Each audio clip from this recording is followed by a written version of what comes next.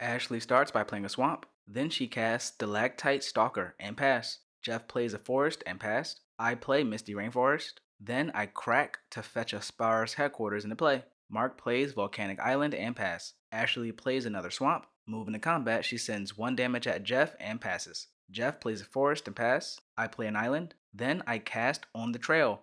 I'm gonna forget this trigger a lot this game. Mark plays Temple of Abandon. He scries to the bottom and pass. Ashley plays a swamp. She moves to combat, sending 1 damage at me and pass. Jeff plays a forest. Then he casts Avatar of Growth. We all get to go through our library and put 2 basic lands into play. After we get our lands, he passes the turn. I cast my commander, Miss Bumbleflower. Then I play Reliquary Tower and pass. Mark plays a mountain. Then he casts his commander, Magus Lucea Kane. Moving to combat, Lucea triggers and he gets a counter. Ashley plays a swamp. Then she casts Shieldred. On ETB, each opponent sacrifices a non-token creature. Moving to combat, she sends 1 damage at Mark and passes. Jeff casts his commander, Glarb Calamity's Augur. Then he plays a forest. From there, he casts Turn Timber Sower, which gives him a creature when his lands go to his graveyard. He'll pass from there. I play an Ancient Tomb as my land for turn. Then I cast Seagate Restoration. I draw 6 cards and have no maximum hand size for the rest of the game. On the Trail triggers and I put an island into play, tapped, and pass the turn. Mark plays a Rootbound Crag. Then he casts his commander, Magus Lucea Kane. He puts a counter on them during combat and pass. Ashley casts Mind Stone. Then she casts her commander, Massacre Girl, Known Killer. She moves to combat. Shieldred goes at Mark for 4. Stalactite Stalker goes at me for 1, and she'll pass the turn. Jeff taps Glarb to surveil 2. He puts both cards into his graveyard. Then he casts the Adventure Sorcery Lockthwain Scorn. It gives Stalactite -3/-3 and he gains 2 life. After that, he plays an island. Then he casts the Adventure Sorcery Garambig Growth. He returns the Avatar of Growth to his hand. Then he casts the Avatar of Growth again. We all get to put 2 more basic lands into play. We fetch our lands and Jeff passes to me. I recast Miss Bumbleflower. Then I play Windswept Heath. I crack it to fetch a basic plains into play. I'll pass the turn from there. Mark plays a forest. Then he casts Jaya's Immolating Inferno where X equals 7. He gets a copy because he used mana from his commander. He deals 7 damage to Massacre Girl, to Shieldred, to Glarb, to Avatar of Growth, to Ashley's face, and to Jeff's face. In response, Jeff casts Deadly Rollick, saying he wants to kill Miss Bumbleflower. I promise him some card draw before my next turn if he points it elsewhere, and he agrees. He targets Mark's Magus Lucea Kane instead.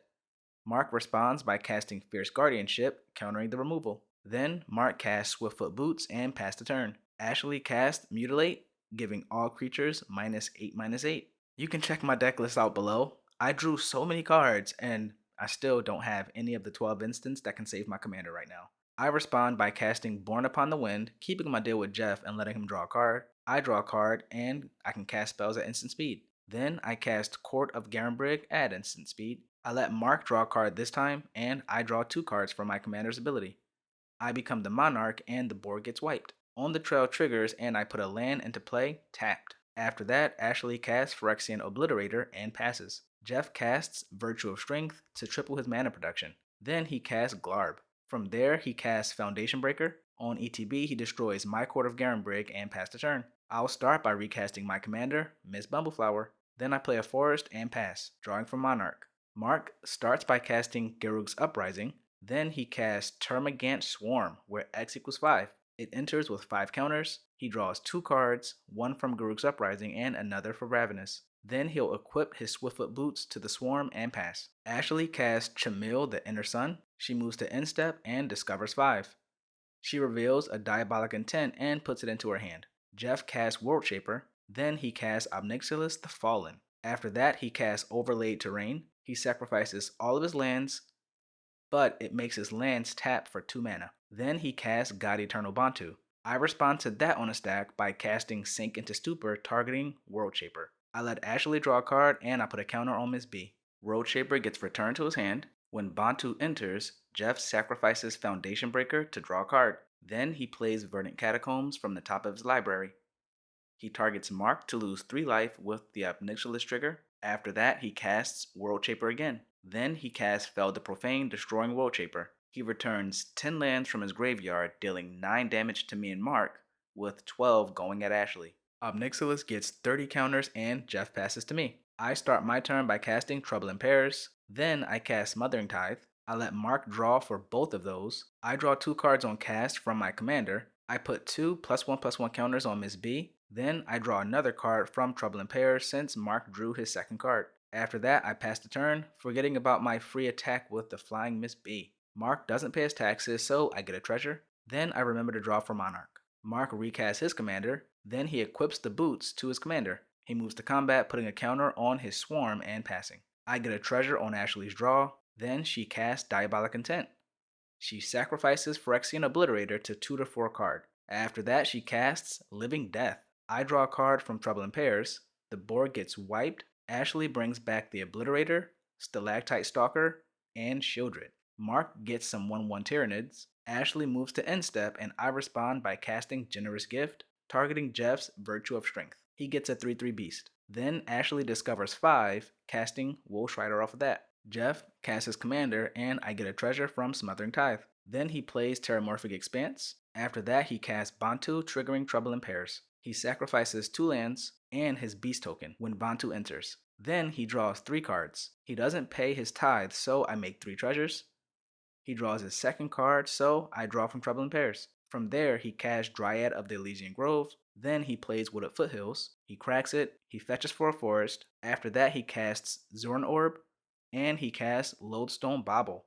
Then he passes. I start by casting Danny Pink. Then I cast Sharktoe Crab. After that, I cast Rishkar Pima Renegade. When it enters, I put a counter on Sharktoe Crab, tapping Ashley's Phyrexian Obliterator. I put the second counter on Danny Pink. I draw 2 cards thanks to Danny Pink's ability. On the trail triggers, and I put a land into play tapped. Then I play Flooded Grove as my land for turn. I draw from the Monarch and pass the turn. Mark starts by letting me get a treasure token. Then he plays Temple of Mystery. He scribes that card to the bottom. After that, he casts his commander again for 10 mana. Moving to combat, he puts a +1/+1 counter on Lucea Kane and pass. Ashley casts Arcane Signet. Then she casts Breach the Multiverse. She mills Massacre Worm and puts it into play. She gets Noble Hierarch from me. She gets the Gitrog monster from Jeff. Lastly, she gets Gyre Sage from Mark. With Massacre Worm's ETB, every creature gets -2/-2, and its controller loses 2 life for each creature that died this turn.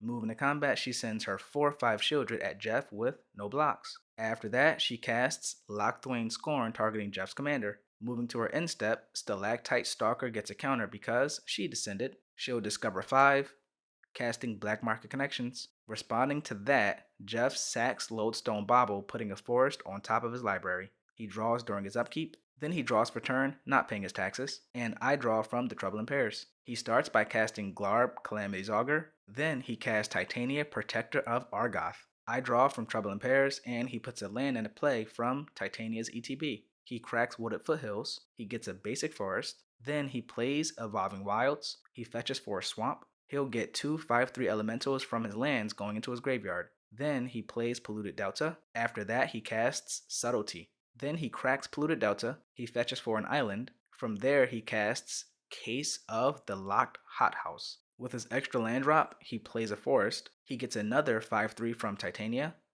He moves to his end step. I respond by casting Cyclonic Rift. Ashley responds by sacrificing most of her board to scry with Wolf Rider. All of my opponent's non-land permanents are sent to their hands. I'll start my turn by playing Yavimaya Coast. Then I cast Agatha's Soul Cauldron. I tap Agatha's Soul Cauldron to exile Joriel from my graveyard. I put a +1/+1 counter on Danny Pink, which lets me draw a card. I pay 6 to give my creatures base power and toughness 15, which is how many cards I have in my hand. I send both creatures at Ashley to take her out of the game. Then I cast Kami of Whispered Hopes. Moving to my end step, I draw from being the Monarch. Then I put a land into play from On the Trail and pass the turn. Mark doesn't pay for Smothering Tithe. He plays Exotic Orchard. Then he casts a big X spell and Crackle with Power.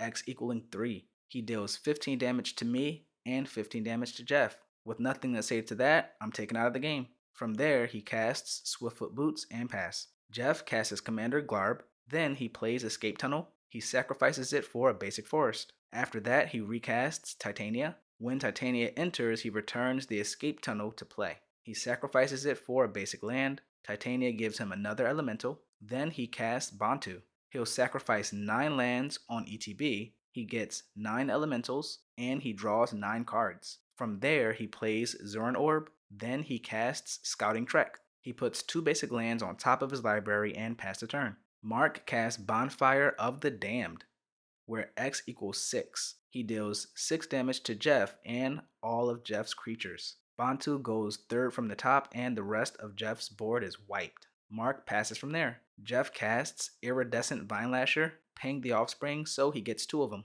Then he plays an island, dealing 2 damage to Mark. From there, he casts Tail the Suspect. He gets a clue and can play an additional land. He cracks the clue to draw a card. Then he casts Druid Class. He plays a forest as a second land drop, dealing another 2 damage to Mark and passing the turn. Mark starts by casting Voracious Hydra for X equals 11. Jeff responds to that by evoking Subtlety, bouncing the spell back to Mark's hand. And with that, Mark scoops, leaving Jeff the victor, and his Royal Moistness takes a win.